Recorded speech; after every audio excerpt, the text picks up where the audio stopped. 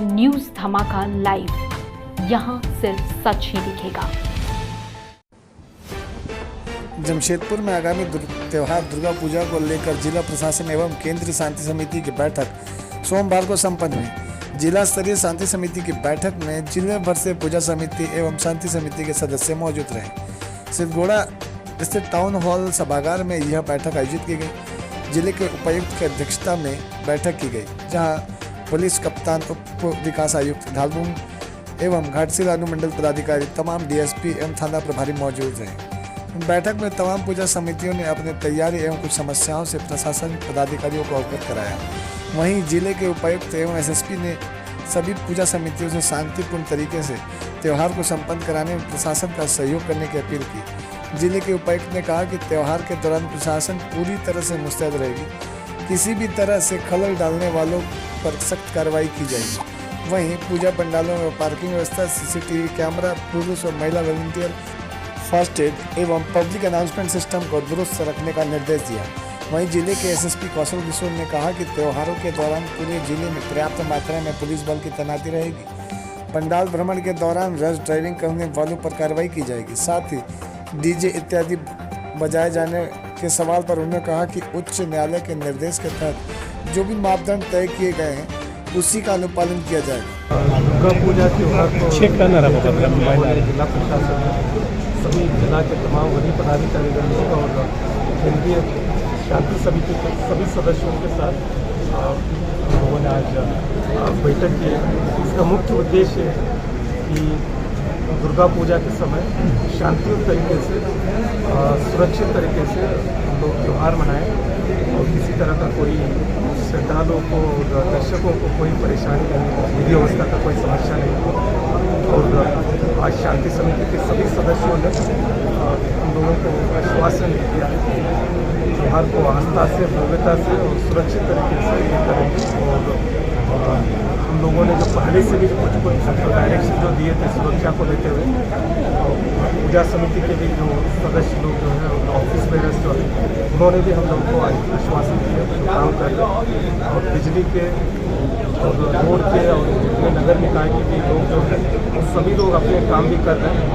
और जितने भी घाट है, घाट का भी हम लोग लगातार जो सुरक्षा के दृष्टिकोण से काम करना चाहिए।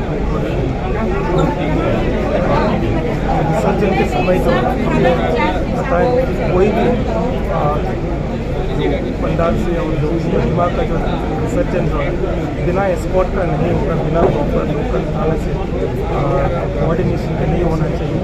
और कई पहले से जो रूट जो है उसी से जाना चाहिए।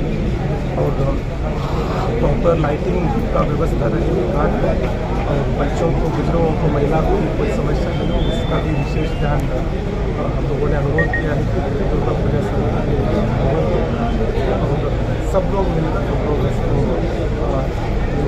अच्छा त्यौहार। सर, ये देखा जा रहा है पीछे से का आज तो बैठक में कोई बातें नहीं आई, लेकिन लोगों ने दुर्गा पूजा समिति भाई को हम लोगों ने अनुरोध किया है जो माननीय जो भी न्यायालय, सर्वोच्च न्यायालय जो गाइडलाइंस जो रहते हैं उसका पालन करें। और जो श्रद्धालु और दर्शक और आम जन को भी किसी तरह का कोई समस्या नहीं है और सभी लोगों को विश्वास बजाए जाने का प्रश्न है दुर्गा पूजा के दौरान। तो इस बारे में मैं यही कहना चाहूँगा कि माननीय उच्च न्यायालय के द्वारा क्लियर कट गाइडलाइंस है और स्पीकर एक्ट है, जिसमें कि डेसिबल्स की लिमिटेशन पहले से फिक्स की गई है। तो हमने शांति समिति में भी अपील की है और बाकी सभी जमशेदपुर वासियों से और सभी पूजा समितियों से भी ये अपील करना चाहेंगे कि जो दिशा निर्देश हैं और जो कानून उसका ज़रूर पालन करें, क्योंकि पर्व त्यौहार के अवसर पर अक्सर हमें कई बार ऐसा लगता है कि हम कुछ भी कर सकते हैं।